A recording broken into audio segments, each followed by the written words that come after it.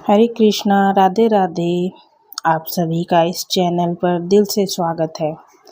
मैं अपने कान्हा जी के श्री चरणों में आप सभी के सुख, शांति और मंगल की कामना करती हूँ। राधा रानी और हमारे प्यारे कान्हा की कृपा आप सभी पर बनी रहे। भक्तों, आज मैं आपको एक ऐसी कहानी सुनाने जा रही हूँ जो सिर्फ कहानी नहीं है, बल्कि जीवन और मृत्यु का गहरा सत्य है। ये कहानी है मृत्यु से पहले गोदान के रहस्य की। तो शुरू करते हैं यह सारांश। बहुत समय पहले की बात है। एक गांव में एक सेठ रहता था। उसके पास धन दौलत, बड़ा घर, नौकर चाकर सब कुछ था, लेकिन एक चीज़ की कमी थी, शांति। वह हमेशा चिंतित रहता था।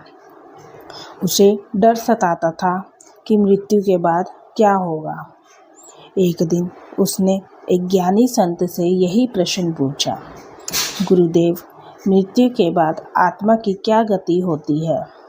संत मुस्कुराए और बोले, सेठ जी, इसका उत्तर आपको एक कहानी से समझाता हूँ।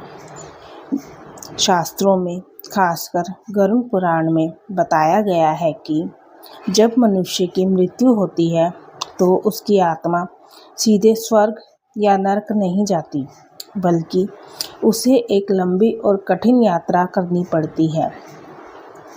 उस यात्रा में एक भयानक नदी आती है, वैतरणी नदी। संत ने बताया, यह नदी रक्त, मवाद और गंदगी से भरी होती है। इसमें खतरनाक जीव जंतु होते हैं और इसकी धारा बहुत तेज होती है।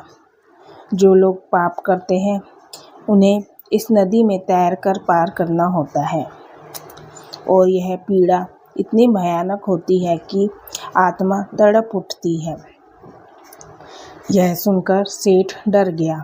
उसके चेहरे पर चिंता साफ दिखने लगी। तभी संत बोले, लेकिन एक उपाय है। सेठ ने घबराकर पूछा, कौन सा उपाय गुरुदेव? संत बोले, जो व्यक्ति सच्चे मन से गोदान करता है, वही गाय उस आत्मा की मदद के लिए वैतरणी नदी के किनारे खड़ी रहती है। जब आत्मा वहां पहुंचती है तो वह गाय की पूंछ पकड़ लेती है और बिना कष्ट के उस भयानक नदी को पार कर जाती है। सेठ यह सुनकर चकित रह गया। संत आगे बोले, गाय सिर्फ एक पशु नहीं है, वह सेवा, दया और त्याग की प्रतीक है। गोदान करने से मृत्यु के कष्ट कम होते हैं, मन शांत रहता है और आत्मा की यात्रा सरल हो जाती है। लेकिन संत ने सेठ को चेतावनी भी दी, ध्यान रखना, दान हमेशा सुपात्र को ही करना। अगर तुमने गाय किसी गलत व्यक्ति को दी और उसने उसे कसाई को बेच दिया तो उसका पाप तुम्हें भी लगेगा। और हमेशा स्वस्थ और अच्छी गाय का ही दान करना। सेठ ने पूछा, गुरुदेव, अगर कोई गोदान ना कर सके तो? संत बोले, तब गो सेवा करो, गौशाला में दान करो या अपनी क्षमता के अनुसार सहायता करो। याद रखना, भाव सबसे बड़ा होता है। संत की बातें सुनकर सेठ की आंखें खुल गईं।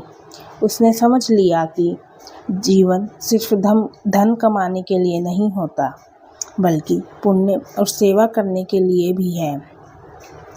उस दिन के बाद उसने अपने जीवन को बदल दिया और दया, सेवा और दान के मार्ग पर चल पड़ा। यह कहानी हमें सिखाती है कि जीवन सिर्फ लेने के लिए नहीं, देने के लिए भी है। अच्छे कर्म ही हमारे साथ जाते हैं और वही हमारी आत्मा की यात्रा को आसान बनाते हैं। अगर आपको यह कहानी और जानकारी अच्छी लगी हो तो वीडियो को लाइक करें, अपने दोस्तों और परिवारों के साथ शेयर करें ताकि वो भी इस ज्ञान को समझ सकें। और अगर आप ऐसे ही धर्म और भक्ति से जुड़ी कहानियाँ सुनना चाहते हैं तो चैनल को सब्सक्राइब ज़रूर करें और कमेंट में ज़रूर बताएं कि आपको अगली वीडियो किस विषय पर चाहिए। हरे कृष्णा, राधे राधे।